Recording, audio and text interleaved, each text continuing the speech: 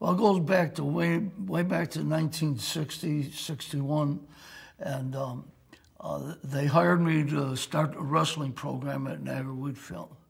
And nobody that came out for the team had ever seen a wrestling match before. So I had a big job on my hands of teaching them how to wrestle.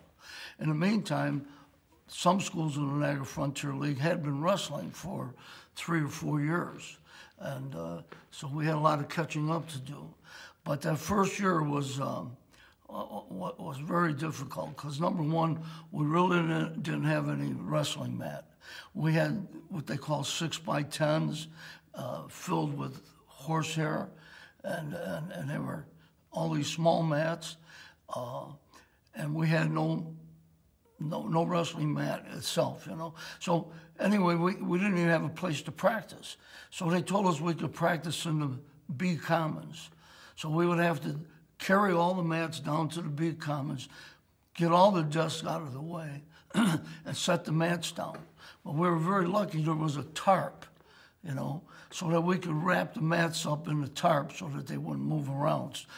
They still moved around, but if we didn't have the tarp, it would have been very difficult.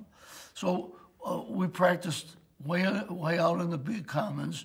Then we'd have to carry the mats all the way back to the gym again, put all the dust back. And so it was really tough. And now we had 35 guys come out for wrestling, and none of them ever saw the sport before. So I would have to wrestle every kid on the team. I mean, I'd show them a move, I'd tell them to go back and practice it, then I would get with somebody and practice that move. I would tell them what to do and everything. And we did it by the numbers, you know, number one, do this, number two, do that. It was really hard on the kids. My captains that year were Al LaChance and Gary Ellman and Les Christensen. And they were the first captains of the first wrestling team. Now, on top of not having a place to practice or not having mats, real wrestling mats, we didn't have uniforms either. I had to have the kids go out and buy long underwear and dye them black. Now, when it came to the first match, we had no place to wrestle. We had to go to the YMCA down in Niagara Falls to wrestle our first match against Tonawanda, of all teams, that had been wrestling for about 4 years. And so they pounded us, not real bad, 37-12, I think the score was. But anyway, that team was the foundation of the wrestling program because they actually had a winning record. They were 7-3-1 in their first season. And we had some real good kids, though. We had a heavyweight by the name of Dick Brownell. Of course, we had Ellman, we had Les Christensen, and Al LaChance was great, and a kid by the name of Dave Kelly, a good wrestler, and Chuck Tamborella, a real tough kid.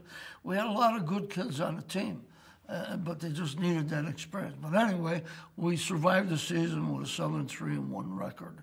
And then the next year, I think we have officially got into the league or whatever it was. We had a few more matches. We ended up 9-4, maybe second place or something like that, maybe third place. And we went on. The next year, I think we won the championship. And then we won the championship, like, I think 3 years in a row.